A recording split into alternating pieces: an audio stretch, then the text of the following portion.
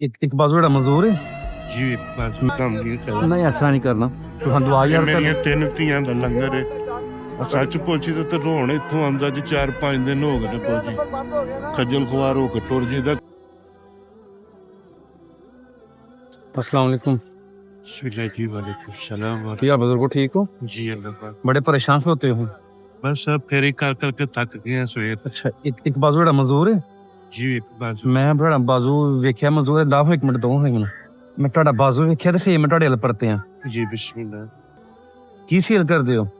मैं सितारा decoration piece जी full वगैरह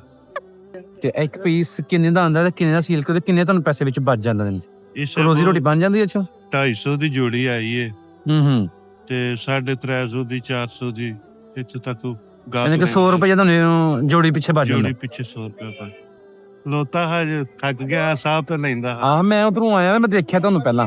ਤੇ ਪਰੇਸ਼ਾਨ ਹੋਤੇ ਤੇ ਫਿਰ ਮੈਂ ਉਧਰ ਟੁਰ ਗਿਆ ਨਹਿਰ ਵਾਲੀ ਸਾਈਡ ਤੇ ਨਾ ਸਰਕਾਰ ਤੇ ਫਿਰ ਜਦੋਂ ਤੁਸੀਂ ਚੁੱਕਿਆ ਨਾ ਸਮਾਨ ਤੇ ਫਿਰ ਮੈਂ ਵੇਖਿਆ ਤੁਹਾਡਾ ਇੱਕ ਬਾਜ਼ੂ ਮਜ਼ਦੂਰ ਕਹਿੰਦੀ ਢੋਲੀ ਨਾ ਬਣੇ ਕੋਈ ਪਰੇਸ਼ਾਨੀ ਤੂੰ ਨਹੀਂ ਆਹ ਪਰੇਸ਼ਾਨੀ ਤਾਂ ਹੁੰਦੀਆਂ ਨੇ ਹਾਂਜੀ ਆਪਣੇ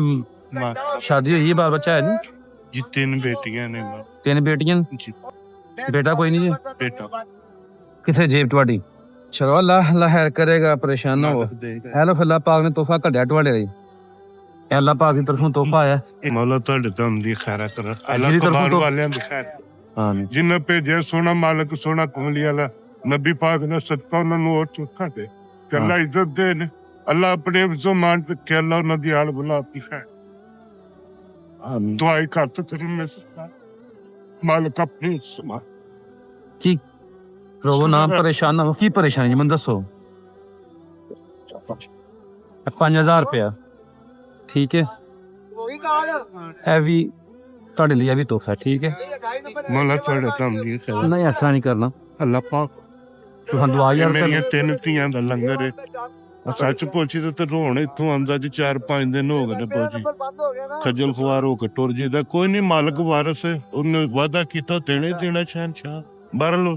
ਇੱਥੇ ਬੈਠਾ ਵਾ ਤਾਂ ਬੜੀਆਂ ਝਿੜਕਾਂ ਦਿੱਤੀਆਂ ਨੇ ਉਸ ਕਮੇਟੀ ਵਾਲਿਆਂ ਨੇ ਮੈਂ ਕਿਹਾ ਯਾਰ ਮਜ਼ਦੂਰ ਆਦਮੀ ਆ ਮੈਂ ਸਾਈਡ ਤੇ ਬੈਠਾ ਹੋਰ ਕੁ ਝਟ ਕੜੀ ਹੋਰ ਸ਼ਾਮ ਨੂੰ ਦਿਨ ਡੁੱਬ ਜਾਣਾ ਉਹ ਵੀ ਥੱਕ ਗਿਆ ਤਾਂ ਮੈਂ ਬੈਠਾ ਮੈਂ ਨਹੀਂ ਕਦੀ ਬੈਠਾ ਫੇਰੀ ਕਰੀ ਦੀ ਉਹ ਸਿਹਤ ਨਹੀਂ ਠੀਕ ਥੱਕ ਗਿਆ ਮੈਂ ਤਾਂ ਬੈਠਾ ਉਹ ਦੁੱਖ ਆਇਆ ਕਿ ਯਾਰ ਵੇ ਮਾੜਾ ਬੰਦਾ ਮੈਂ ਇੱਕ ਪਾਸੇ ਬੈਠਾ ਮੈਂ ਤੇਰਾ ਕੀ ਕਵਾਇਆ ਕਿ ਤੂੰ ਮੈਨੂੰ ਤਰਾ ਚੜਿਆ ਅੱਲਾਹ ਤਾਲਾ